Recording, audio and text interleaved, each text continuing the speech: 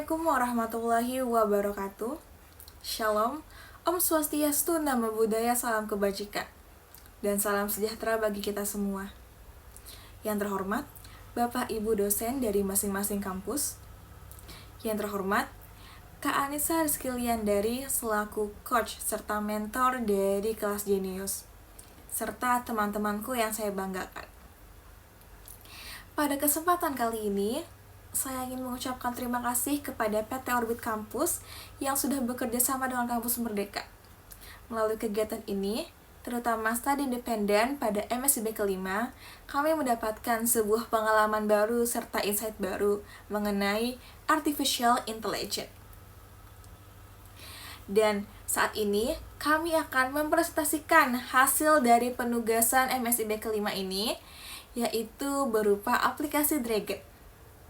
Untuk lebih jelasnya, mari saksikan video presentasi dari kelompok 1 Genius. Proses penyusunan laporan akhir Dragon, kami kelompok 1 beranggotakan 5 orang, yaitu Muhammad Rehan, Tri Wahyuningsjati, Aditya Kusuma, Naufal Ibrahim, dan Lala Atika Sari. Kemudian untuk penjelasan mengenai background akan dijelaskan oleh Naufal Ibrahim. Sektor pertanian memainkan peran penting dalam memenuhi permintaan pangan global. Namun, kematangan buah sangat penting untuk mengoptimalkan hasil panen.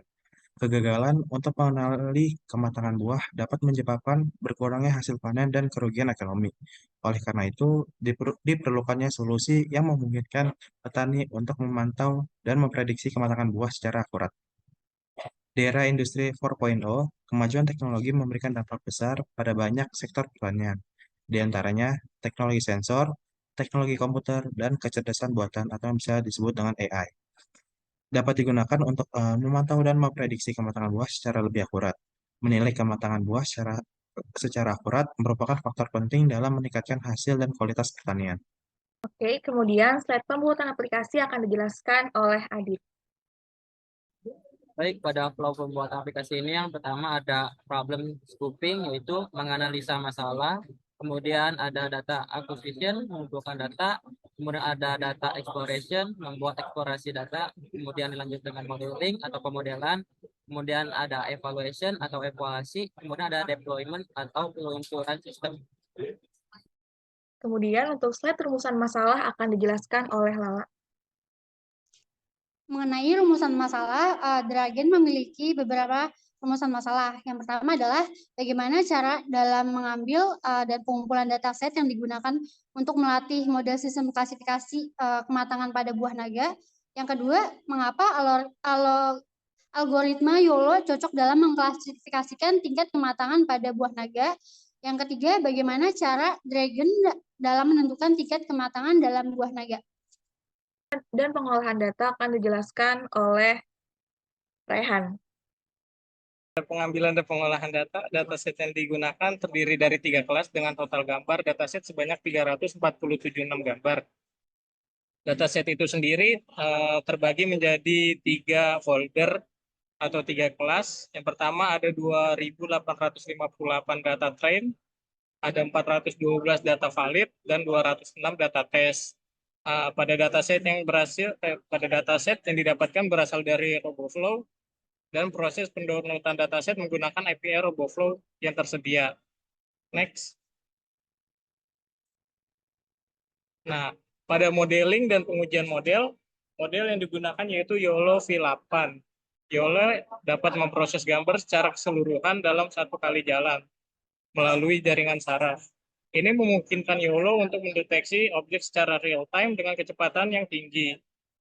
Pada gambar di samping terdapat hasil training pengujian model atau training model. Dataset yang didapatkan berasal dari RoboFlow dan menggunakan API. RoboFlow yang tersedia berikut hasil iFox pemodelannya. Dari hasil iFox, hasil training menunjukkan pada MAP50 memiliki hasil yang baik, yaitu di atas 90%. Dengan model ini, kami tidak perlu melakukan banyak pemodelan dengan model-model yang lain, karena dataset memiliki banyak data kami rasa sudah cukup untuk melakukan pemodelan dengan hasil training seperti ini. Next.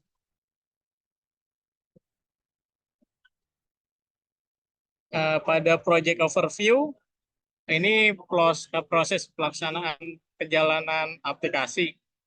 Yang pertama kita memerlukan environment atau lingkungan environment atau Python. Pada environment dibutuhkan library yang dibutuhkan seperti Pandas, scikit-learn, TensorFlow, atau Matplotlib untuk proses ininya pada proses pemvisualisasiannya. Yang kedua ada pembuatan coding melalui image dan video. Kami menggunakan Google Colab dalam pembuatan pemodelannya. Dan pada pendeployannya kami menggunakan HTML, CSS, dan Bootstrap framework untuk webnya dan penggunaan Python untuk mengaktifkan fungsi-fungsi yang ada pada hasil training data.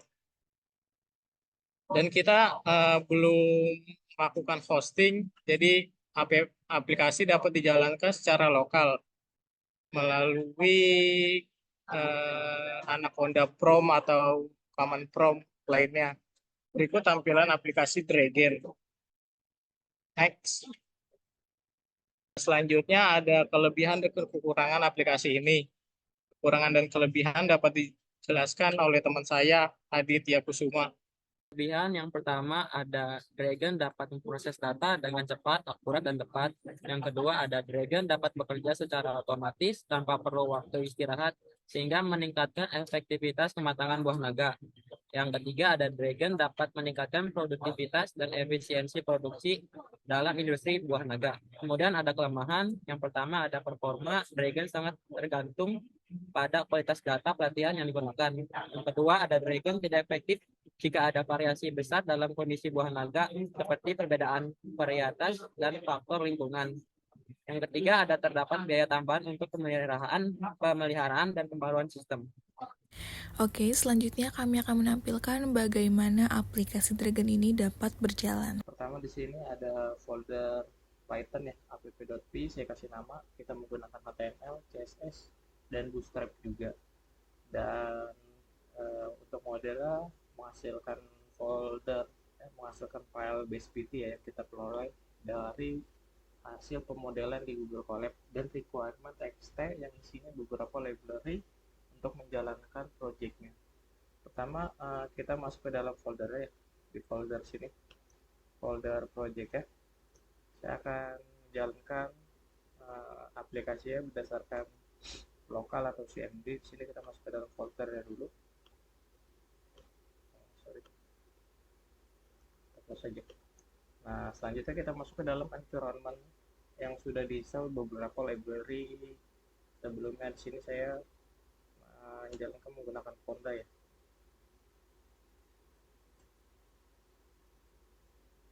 Nah, setelah masuk ke dalamnya, langsung aja kita menjalankan aplikasinya, menjalankan si file python.app.py. Langsung men-setup mesinnya ya, TTP, untuk kita menjalankannya di web browser. Kita copy aja, kita jalanin di web browser.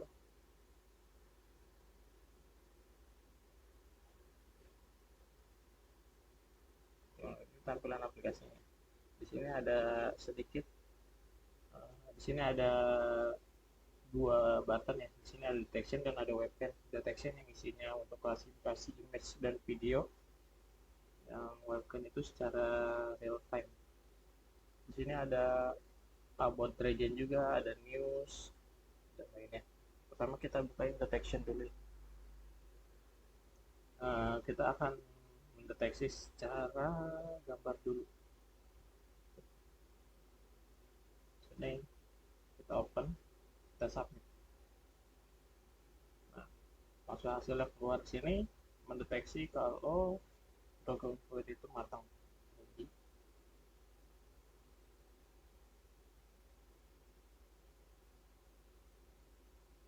Dan ini yang mentahnya seperti ini ketika berwarna hijau. Kedua, kita akan mendeteksi secara video.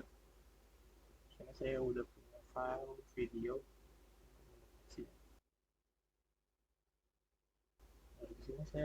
Di sini ada file video yang akan mendeteksi secara langsung si buah naga tersebut.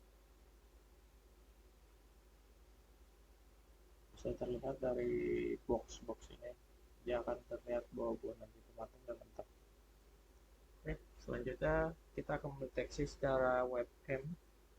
Di sini saya akan mendeteksi secara real time webcam ya. Di sini saya sudah punya foto di handphone mengenai buah naga yang matang, dia akan deteksinya.